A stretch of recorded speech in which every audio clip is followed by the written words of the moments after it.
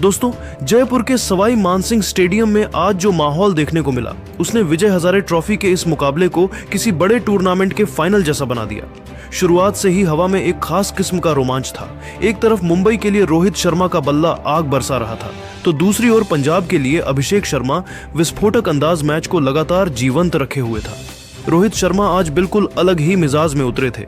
चाहे अर्शदीप सिंह हो, चाहे सुखदीप बाजवा या मयंक मार्कंडे, किसी भी गेंदबाज के पास रोहित के शॉट्स का जवाब नहीं था। फील्डिंग चेंज होती रही, प्लान बदलते रहे, लेकिन रोहित के हर स्ट्रोक में क्लास, ताकत और उस खिलाड़ी का आत्मविश्वास दिखा जो जानता है कि आज पूरा मैदान उसी के नाम होने वाला है। हर चौके पर भीड़ दहाड़ उठती और हर छक्के पर पूरा स्टेडियम बिजली की तरह चमक उठता। लेकिन मैच सिर्फ रोहित की बैटिंग का एक तरफा शो नहीं था। पंजाब की ओर से अभिषेक शर्मा की तूफानी पारी और अर्शदीप की तेज रफ्तार गेंदबाजी ने पल पल मुकाबले को दिलचस्प बनाए रखा। हर बार जब लगता कि मुंबई मैच से दूर निकल रही है, पंजाब की टीम किसी न किसी तरह वापसी करती दिखी। यही वजह थी कि यह मुकाबला शुरू से अंत तक दर्शकों को अपनी सीटों पर बांधे रहा।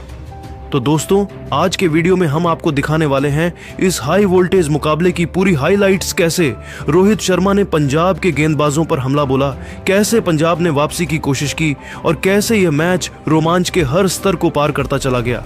लेकिन आगे बढ़ने से पहले आपका एक सवाल, आपकी नजर में मौजूदा समय का बेहतर बल्लेबाज कौन है, रोहित शर्मा या शुभमन गिल? जवाब नीचे कमेंट में जरूर लिखें। और अगर आपका दिल टीम इंडिया के लिए धड़कता है तो वीडियो को लाइक और शेयर करना बिल्कुल मत भूलिए। दोस्तों, जयपुर के सवाई मानसिंह स्टेडियम में आज जो क्रिकेट देखने को मिला उसने घरेलू क्रिकेट की सीमाओं को तोड़कर उसे एक अलग ही स्तर पर पहुंचा दिया।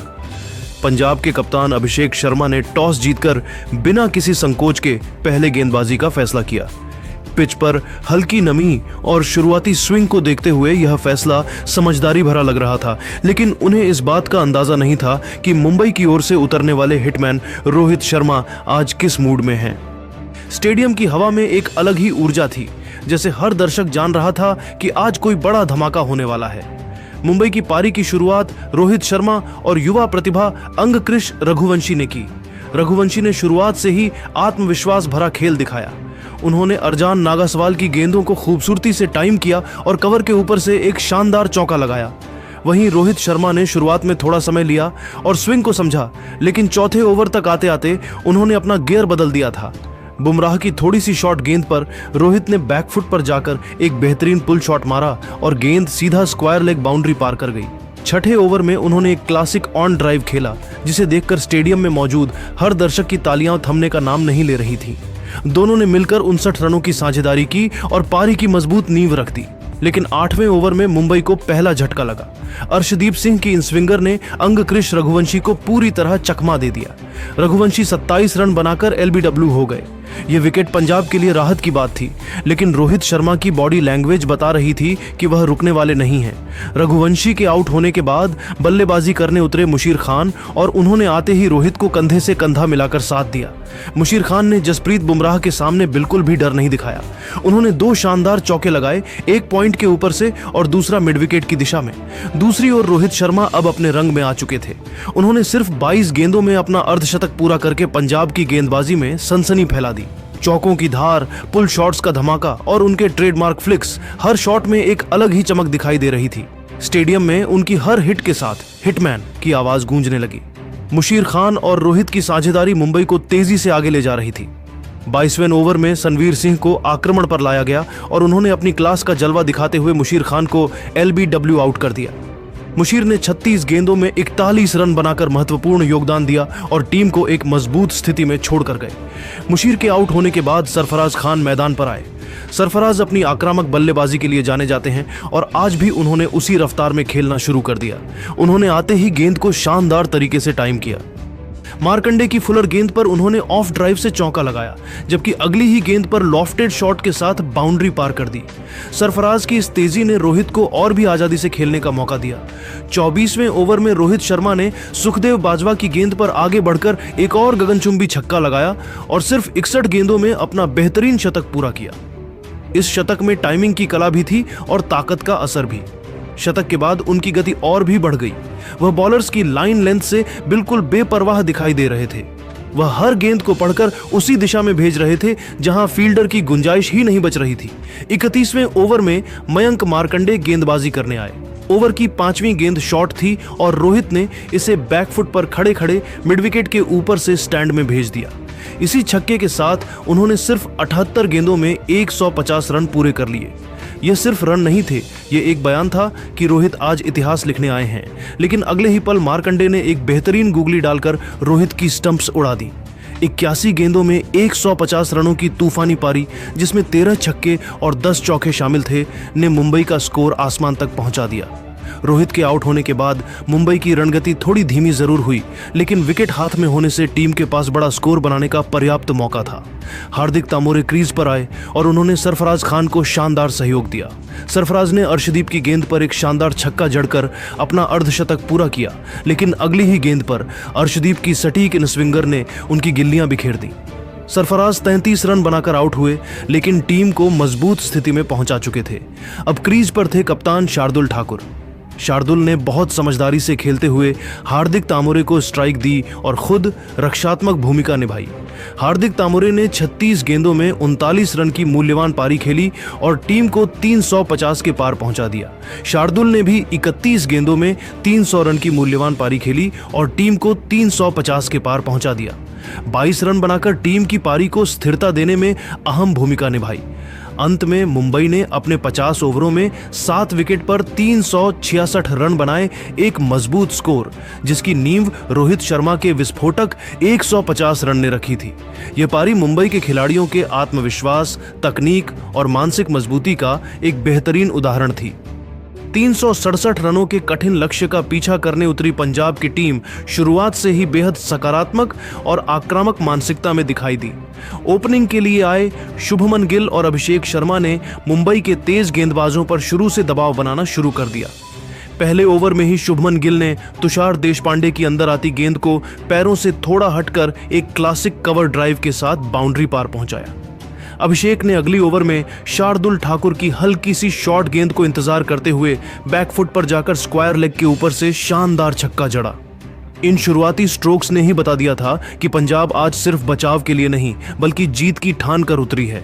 10 ओवरों के भीतर दोनों बल्लेबाजों ने रणगति इतनी तेज रखी कि स्कोरबोर्ड बिना रुकावट के भागता रहा।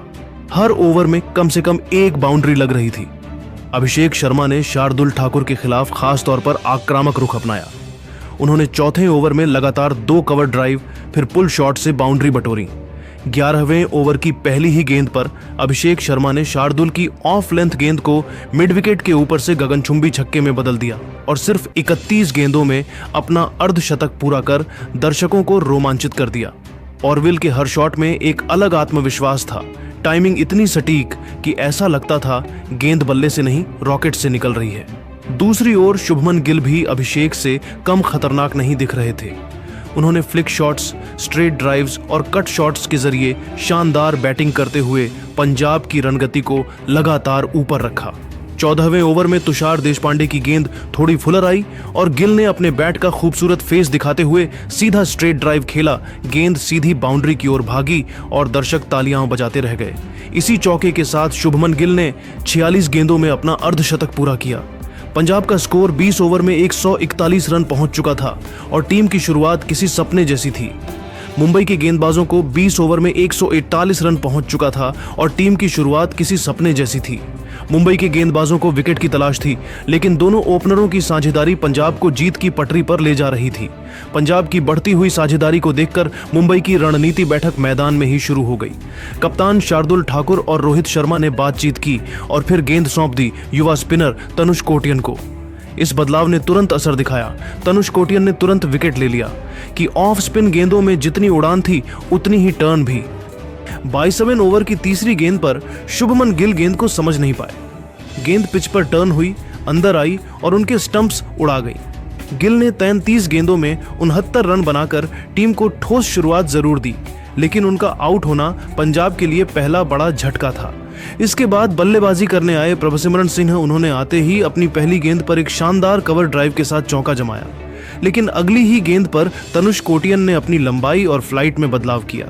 प्रभ शॉट मारने के चक्कर में जल्दी आगे निकल गए और गेंद सीधा बल्ले का किनारा लेकर हवा में उछली। मिडोनफ पर खड़े रोहित शर्मा ने एक आसान कैच लेकर इस नए बल्लेबाज की पारी को समाप्त कर दिया। ये 2 झटके पंजाब को अचानक बैकफुट पर ले आए। अब क्रीज पर आए अमोलप्रीत सिंह, जिन्होंने अभिषेक शर्मा का शानदार साथ निभाया। अभिषेक लगातार रन बना रहे थे और चौहान ने स्ट्राइक रोटेट करते हुए उन्हें पूरा सपोर्ट दिया। दोनों ने मिलकर मुंबई के बॉलर्स पर दबाव बनाए रखा। 32वें ओवर की पहली गेंद शम्स मुलानी की थी। अभिषेक शर्मा ने आगे बढ़ते हुए गेंद को मिड विकेट के ऊपर से शानदार तरीके से छक्का जड़ दिया और इसी के साथ अभिषेक शर्मा ने अपना शानदार शतक पूरा किया। यह शतक सिर्फ रन नहीं था, बल्कि क्लास, ताकत और मानसिक दृढ़ता का मिश्रण था। 36वें ओवर तक पंजाब का स्कोर 2 विकेट के नुकसान पर 229 रन हो चुका था और मैच रोमांचक मोड़ पर खड़ा था।